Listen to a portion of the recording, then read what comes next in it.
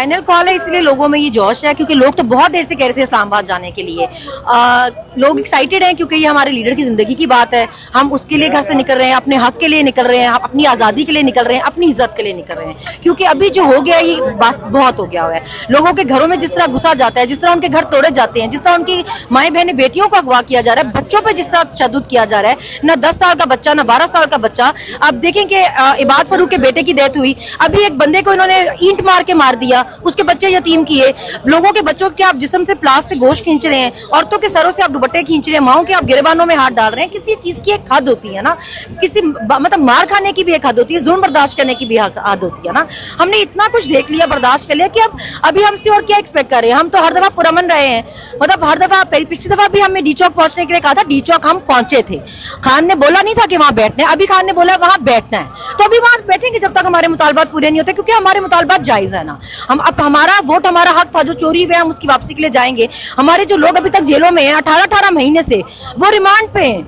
18-18 महीने का कौन सा रिमांड होता है? डॉक्टर यास्मीन एक औरत है, कैंसर सर्वाइवर है, इतनी एज है उनकी, इसके बावजूद उनको जमानत नहीं मिल रही। हमारे कानून में 90 दिन के बाद जमानत है। पासपोर्ट की बात तो ये ऐसे कर रहे हैं जैसे आपने पासपोर्ट की बड़ी कोई इज्जत बनाई है पूरी दुनिया में। आधे से ज्यादा मुल्क तो आपको बैन कर चुके हैं अपने मुल्क में। आप बड़े लोगों को फ्री वीजा बांट रहे हैं जो आप उनके पासपोर्ट कर देंगे। जहां तक संतों की बात है कि आप देखेंगे नौजवान है वो सारे मुल्क छोड़ के जा रहे हैं क्योंकि आप नौकरियां देने के काबिल नहीं है। उन्होंने आपकी संतें वैसे भी अपने सर पे मारनी है, वो तो बेचारे इतने साल लगा के पढ़ के संतें हासिल कर रहे हैं, आप उनको नौकरियां देने के काबिल नहीं है, फिर वो मुल्क छोड़ के चले जाते हैं। तो आपने उनकी संतें कैंसिल करके भी कौन सा तीर मार लेना है?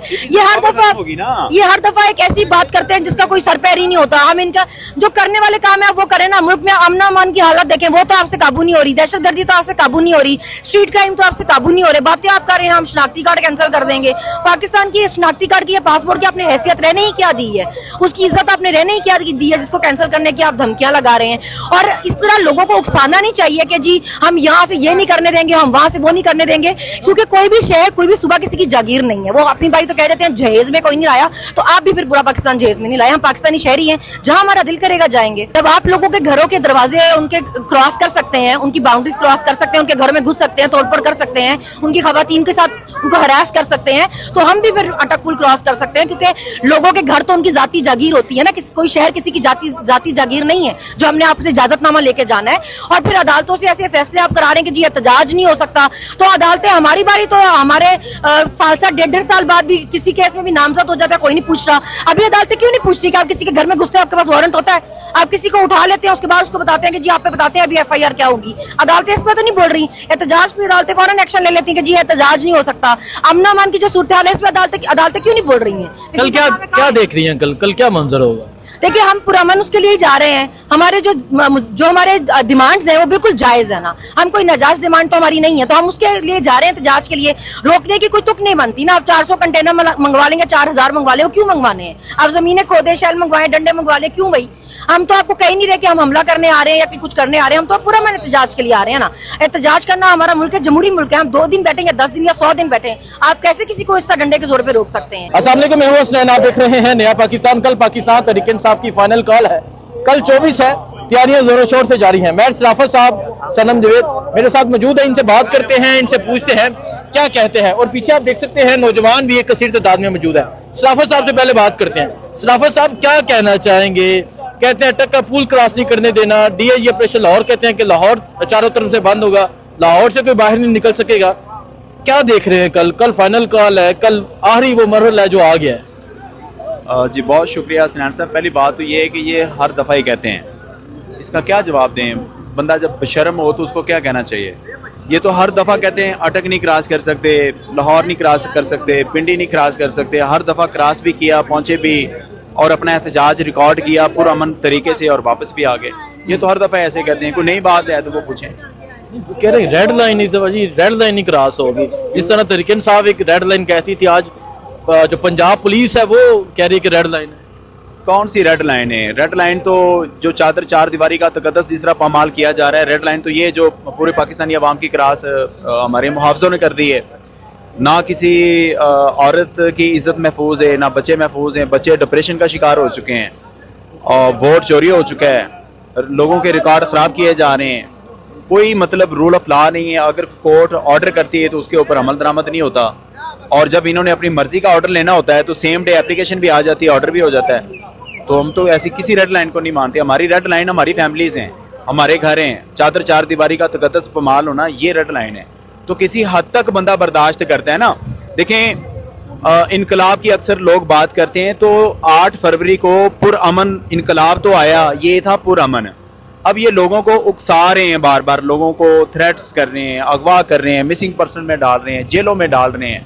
तो किसी हद तक बर्दाश्त होता है ना। देखें, आपके पास तो ये ऑप्शन भी नहीं है कि आप थाने जाके कोई अपनी दाद रसी के लिए एप्लीकेशन दे सकें, क्योंकि यही सारी वारदातें डाल रहे हैं। डिकेटियां भी पुलिस कर रही है हमारी, मैं जिम्मेदारी से कह रहा हूँ। डिकेटियां भी कर रही है, लोगों का रिकॉर्ड भी खराब कर रही है, झूठे मुकदमा दर्ज कर रहे हैं, झूठे वकूवे बना रही हैं, और ऐसे ऐसे वकूवे बना रहे हैं कि जो जस्टिफाइड ही नहीं है, कोई एविडेंस नहीं है।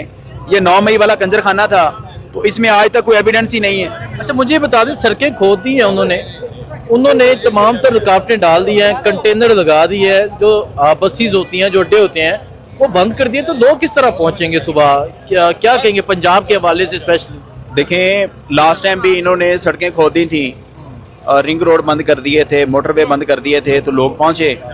वो चले डी चौक वाला एक हादसाती तौर पे समझ लें, गलती समझ लें, या मिसमैनेजमेंट समझ लें, या हिकमत अमली समझ लें, जो भी था, तो लोग तो पहुंचे हैं।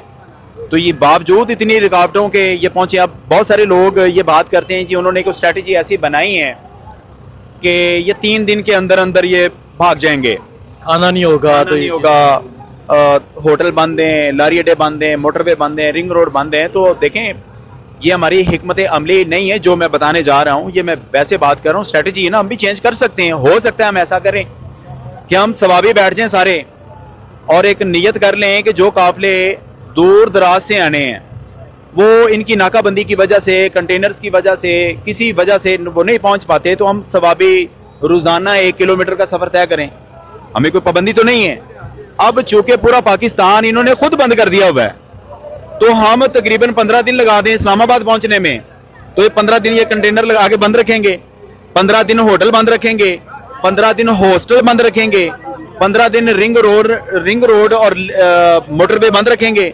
मैं आपको बता दूं कि अगर हमने स्ट्रेटजी चेंज कर दी, जो कि मैं अपने तौर पे बात कर रहा हूं, ये हमारी कोई प्लानिंग नहीं है कि हम रोजाना सिर्फ सवाबी से 1 किलोमीटर सफर करें बस, तो मैं आपको बता दूं कि 2, 4, 5, 7, 10 दिन के अंदर अंदर इन्होंने तरले करने को, खुदा का वास्ता या इस्लामाबाद आ जाए या वापस चले जाएं, हमने भी कुछ करना है।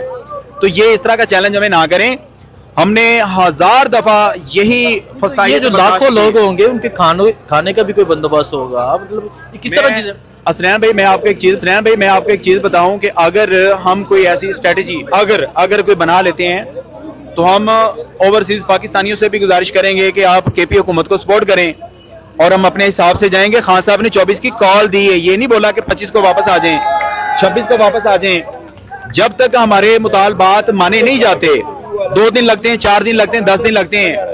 तो अगर इस तरह की ये जो बात कर रहे हैं, तो यकीन करें कि अगर ये मैं जो बात कर रहा हूँ ये वाकई इसके ऊपर अमल दरामद हो गया ना, तो ये सर पकड़ के बैठ जाएंगे। क्यों? डीपीओ कसूर अटक पहुंच चुके हैं, गुजरात की नफरी इधर पहुंच चुकी है, पूरे पंजाब की जितनी भी नफरी है वो सारी तो इन्होंने अटक पिंडी लगा दी है। 20,000 नफरी इधर अटक लगाई। तो जब ये हमारा इंतजार कर करके थक जाएंगे, तब हम इस्लामाबाद का रुख कर लेंगे, हमारी मर्जी। अच्छा चले, ये कल देखते हैं कि कल क्या मंजर होता है, क्योंकि वो कहते हैं कि कल का दिन है, कल देखा जाएगा। सनम, अस्सलाम वालेकुम। वालेकुम अस्सलाम।